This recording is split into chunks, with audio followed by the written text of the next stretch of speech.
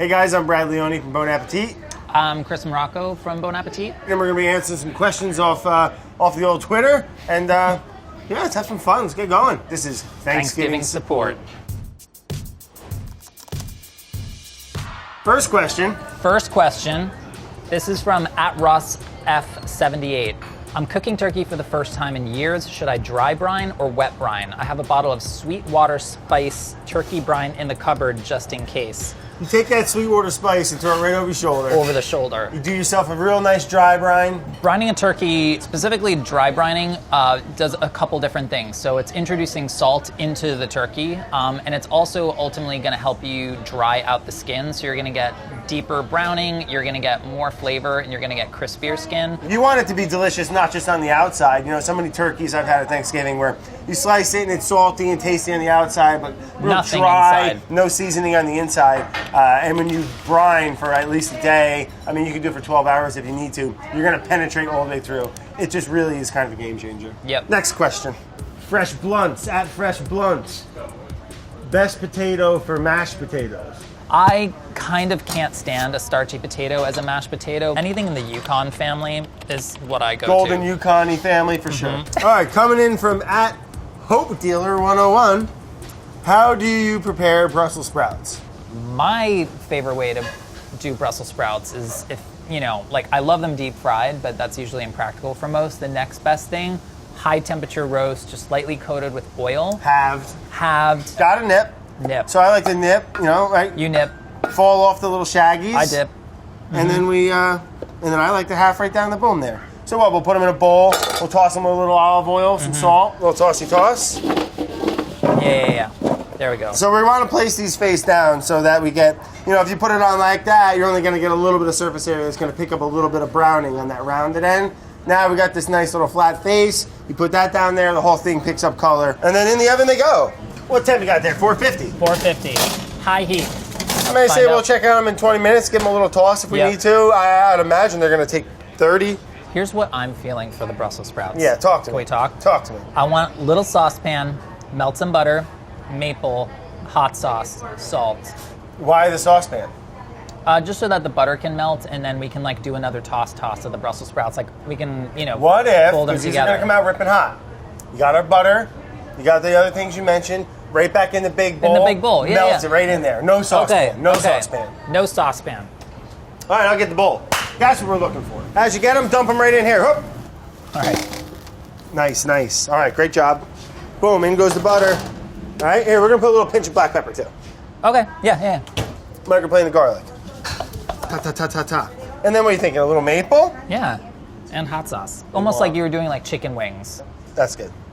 Oh, hello, nice. Oh, I like that, Chris. Have you done that? Ooh, that smells good, bud. Doesn't it? I think the garlic was inspired. Oh. It's like a little punch.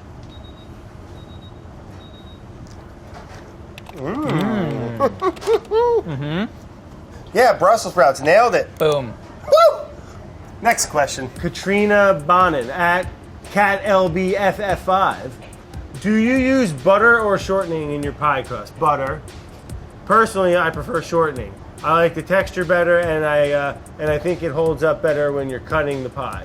The flavor can't be better. No, the flavor is not better, and that's what I wanted to say. I would highly encourage you to kind of try all butter crusts again. I just think the flavor development you get, even if the crust can be a little bit harder to work with, But that, especially is the worth cultured butter. I mean, you just can't. You can't beat that. No, you can't. I love answering questions. This is from Emily Becker. Do you put celery in your stuffing? Yeah. Hard yes. Hard yes. Hard yes. There's something about celery and its ability to cut through. It just has so much flavor. It really cuts through and brings a really pleasant vegetal note, which you kind of need to counterbalance all the fat, all the starch, in the form of whether it's cornbread or regular bread. Nick at Nicholas_Scott1T93. Why are people so convinced I'm going to start a huge fire deep frying a turkey as if I'm accident prone? Oh, maybe you are. Maybe your friends know you and are just looking out for you because it can be very dangerous. Maybe they know something we don't. The most important thing is because yeah, you're dealing with a decent amount of volume of very hot oil. Get on the internet or go down to your store or something and get like a deep frying turkey kit. You want something that's a high cylinder, not real wide, high cylinder. You want don't go using your twine that's been in the garage for 30 years to lower it into 350 degree oil so it breaks and splatters all over the place on your face. Okay, you want to get the nice stuff with the little thing. The nice. If you're gonna do it right. Great. Next question, Nick. This is from Lana Petrie. How many sticks of butter do people go through on Thanksgiving while cooking? I'm on stick 10 and not slowing down. Yeah, you want to stock up. Get yourself a pallet.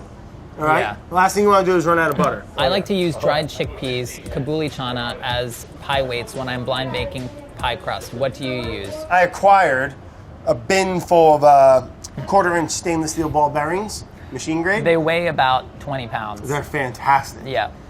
They hold heat really nicely, and they have because they're it's steel. It's pretty heavy. A little expensive. They're an investment. A little expensive, but if but they last forever. Yeah.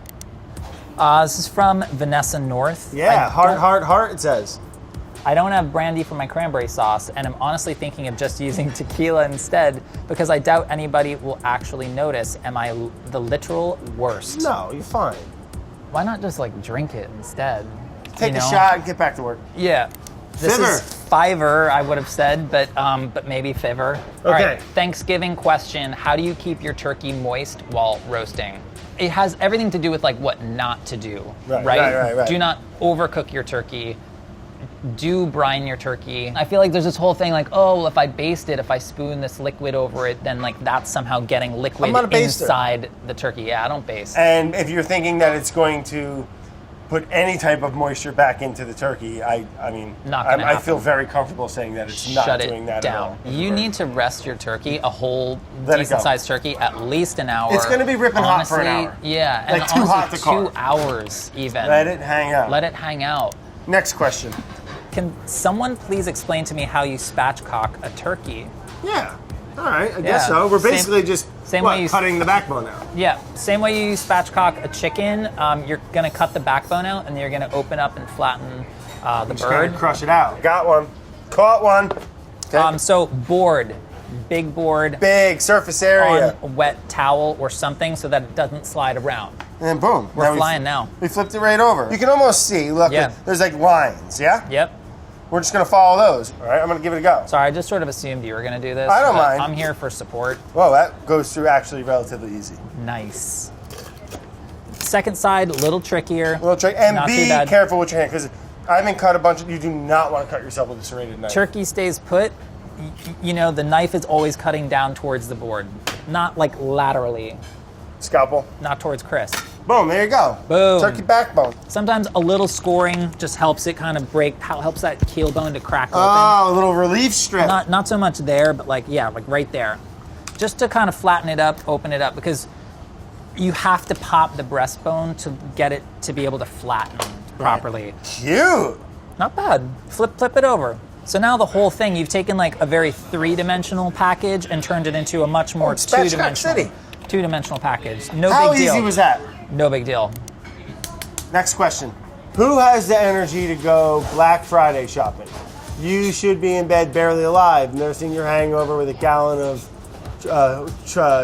tryptophan still coursing through your veins like everyone else the day after Thanksgiving. I don't know if I buy the whole turkey tryptophan. It makes you tired. Isn't it like all so kinds of stuff? Overblown. It's in all kinds of stuff. It's in, certain dairy products like cheeses. It's in other meats, pork, absolutely. Even more than turkey. And in fairness, yeah, okay, so tryptophan, you feel the effects more when you're consuming things with tryptophan that are high, in carbs. The whole tryptophan thing, I think, is completely overblown. Yeah. And we should just let it go. B. Marshall 898. I wonder if she was born in 98. That's when I graduated from high school. Well, Chris? That's just horrifying. Anyone ever smoke a turkey? So many recipes give such an array of cooking times. Yes, and yes. It's 100% dependent on temperature. Yeah. I mean, the smoke, that's affecting aroma, but that's not actually what's cooking your meat. What's cooking your meat is the temperature inside the smoking environment. The smoke is just flavor. It's a smoky oven. Right, it's a smoky oven. So you know, if you're doing it at, you know, 250 degrees, it's going to take a lot longer than if you're doing it at 350 degrees. And I mean, smoked turkeys are fantastic. So I mean, if you have the ability to do it, I would certainly try it. Definitely dry brine before. and smoke, game change. Fantastic. Next day, cold cuts, forget about it. Open up a deli. All right, so this is from Sarah. I need to make a non-pumpkin dessert for Thanksgiving next week, and I prefer not to make pie crust. I'm agonizing here. Any suggestions? Make a chocolate cake. That's what, honestly, personally, 9 days out of 10, you give me a good chocolate cake like the one, you know, we made, you know, the easiest ever chocolate birthday cake. I'm sorry, like, that is the perfect dessert. There is no better. Bring cake, okay? How are vegan mashed potatoes? Not good. Like, is it possible to recreate the creamy deliciousness without butter and evaporated milk? Get a little creative, and you know, they sell all kinds of alternative like dairy products, like vegan sour cream, or I don't know, and try folding that in with a little salt and some olive oil or something. What's wrong with a crispy potato? You know what I mean? Like, you can do like the crispy, the gold burnished potato nuggets, like based on English style roast potatoes. Delicious. Just make that and just do something else. Just make those. They're better than mashed potatoes. Yeah. Anyway. Has anyone tried maple syrup as a glaze for carrots? Yes. Any good? Yeah. Normally I do honey mustard, but have the vegan coming this year. Carrot, maple, good things. Salt. Yeah. Absolutely. Jennifer Leslie Bedecker. Hashtag Thanksgiving. Grocery shopping dilemma. When a recipe calls for butter, how do you decide between salted and unsalted? I can tell you unequivocally, if it's a Bon Appetit recipe, which you should unequivocally be using, it will specify salted versus unsalted. I think it's a matter of control, right? We call for unsalted just because we want people to be like very deliberate about how much salt they're adding. Right. And different brands of butter may have different amounts of salt. It becomes very hard to control. I think just get a good unsalted butter, and you can just salt to taste. Yeah. Thanks for calling, Jen. This is from Isla Johnson. A nice name, Isla. Yeah, real nice. How many sides do you typically have on your Thanksgiving table? Any must-haves each year? Yeah. Do you have a go-to? I don't have a go-to number, but man, I'm a little upset if stuffing or dressing. I need that better be there. Yeah. You know? Cranberry sauce for sure. I love cranberry sauce. Give me the gelled in a can. Why are we not eating cranberry sauce year round? I need gravy. Some kind of potato. I love a little salad. I just feel like, there should be salad or some vegetable, but like I don't have something I'm like, oh man, if like grandma's green bean casserole ain't on the table, it's just not Thanksgiving. Like, I don't care. How do I thicken gravy? The most common would probably be a roux, you know? Which is what, when you have a fat, usually butter. Usually butter, not always. You bring that, you get that warm, and then you just whisk in flour, and that becomes a thickening agent. Very classic in Cajun and French cuisine, Sure. You can make a cornstarch slurry. That's a great way to just bump up the thickening. It's definitely the easiest. What do we want to do? I know we got a couple gravies that we can thicken up to where we're in gravy land. Because we got some loose gravy. We got one right here. Look at this. Don't even have to... Loose. You don't want to pour that on turkey. That's loose. Well, let's make a roux. I want the butter to melt, and I don't want to brown it at all. You don't want to brown it. Whammo. Yep. At least a tablespoon of flour per quart. Per quart. It's starting to foam up nice. Foaming. So the reason you don't want to add flour, loose flour, directly into your gravy is that it's going to clump up and you're going to have lumps. It's also because it's in a raw state. So you really want to kind of toast the flour a little bit, just so you get a little bit of that nuttier kind of characteristic and a little bit of that raw flouriness to kind of dissipate. All right, we're going. So like I do just like one shot, boom, right in, and like kind of whisking. Don't fall into the trap of not boiling your gravy and then thinking that it needs more thickener. That's a very good point. And then it is a heat-activated. Yeah, and then you bring it up, and then all of a sudden you've got glue. Look at that. Yeah, it wants to coat the spoon now. So that looks good. That does look good. A few more minutes of simmering, and that's good to go. Seasoned it up. So the roux works pretty easy. It's pretty straightforward. There's another method, like we were talking about, having that cornstarch slurry. Same deal. You don't want to just sprinkle it into your liquid because it's going to disperse unevenly. So for 2 teaspoons of cornstarch, I'm probably going to add a tablespoon or so of water. Do we have to use water? Could we just use this? Why introduce more liquid if we're trying to thicken, right? Totally. I'm just thinking now. No. This is like amazing. Maybe we can just crack the code. Right?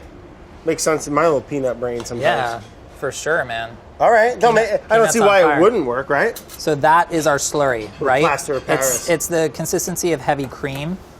All right. Yeah. You don't want it to be a paste. You want it to be fluid. The reason being that you want this to disperse evenly and very quickly. And again, heat activated? Heat activated. So I would say you want this. It's okay for this to be warm when you add it. You do not want this to be ripping hot when you add it, because it'll start to set and activate the cornstarch. And you'll get in ribbons. Yeah. You'll have like some weird. But you want velvet throughout. Yeah, exactly. So whisk. Oh yeah. Boom. So we're gonna crank the heat up on that. Again, both these techniques and tricks, very old. Heat activation, yeah, very old school. All right, Jason Kobus. Is gravy just turkey yogurt? No. What does that even mean? Oh my God. Jason, hold stop on. it. He's not worth your time. Damn it, Jason. We're having a good run, Jason. So this is from MSBQ. Attempting to ferment some cranberry raspberry relish, maybe I should add a red savina. Red savina with a little purple devil emoji. Yeah, little heat. I would definitely mess around with that before you. Like, I wouldn't make one and dump it on the table. I wouldn't make 5 gallons of it. I think you might be disappointed. Important question, where do people stand on cornbread stuffing? I'm a huge fan of cornbread, but am out on it as a stuffing. I don't know what that means. Hashtag my goosens. I don't know what that means either. So, love cornbread stuffing. Cornbread, because corn flavor just has so much intensity of aroma and flavor. You can bring other elements into it, like strong elements, like heat. Take it. Fat. More than you think. Salt, more than you think. Like it's a little aromatics. flavor sponge. It's a flavor sponge. Why isn't half apple, half pumpkin pie a thing? I think it would be a nightmare to make. I think it. Have you ever made a pie before? Just make Brad, two pies. No, Just make two pies. Like pumpkin tends to be a blind baked crust with a custard filling, then set into it, open face, whatever. Apple, traditionally tends to lean a little bit more on the double crust. 2 different pies, different two animals. Different moments. Apples and pumpkins here. Apples and pumpkins here, guys. Exactly. Sorry, Mark. There's a good reason for this. Okay, we thought about it. Why do people hand out raw frozen turkeys on Thanksgiving? That takes 32 hours. Ungrateful. My God. Oh, I got to defrost it. Too bad, button. Say no. Right? You don't have to take it. I told you to take it. Go buy a fresh one. Look, it's just from like a supply chain standpoint, a fresh turkey has like a much shorter shelf life. A frozen turkey is good, it's somewhat indefinitely. But yeah, you gotta defrost it. You gotta just let that process. Ungrateful, unfold. Damucci. Yeah. Not mad, just a little disappointed.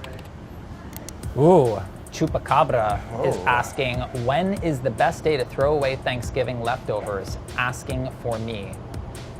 Oh, a week? Why don't you eat them before they get there? How to make nice whipped cream? That's not a question, is it? It's a little rough. How does one make a nice whipped cream? We're gonna show you how. Cold cream, big bowl. Big bowl, big whisk. You can have 7 gallons of powdered sugar. And you take the maple syrup. I'll do the maple. I'm fine with that. Because I love maple. I'm very comfortable with that. A little bit of sugar. A little pinch of salt, too. Yeah. Always a tiny pinch. Look, you can already see it's starting to get a little frothy. Oh! A little bit of salt is crucial. Crucial. Bring out the flavor. I'm going to add a little bit more maple. Uh-oh. So basically, the whipped cream is done when you can hold the bowl inverted and nothing's going to flow out. Bravo! This is a little bit, soft peak. It's going to mostly hold its shape, but still has a touch of fluidity to it. Super soft. You can go to medium peaks. Do not try to go to stiff peaks on whipped cream. There's kind of no way to even really properly do that unless you're stabilizing it or something. You can do this a little bit ahead of time. Yeah, just whip it until it's very soft peaks and then come back, keep it in the fridge nice and cold. Come back, re-whip it, 10 more seconds, and you're there. So you can hold it like that for, hour or whatever you need. All right, guys. Well, thanks for writing in your questions. Me and old Morocco here had a blast answering them. Yeah. Hopefully invite us again next year. We can do it again, huh? It's a lot of fun. If we didn't screw it up too bad.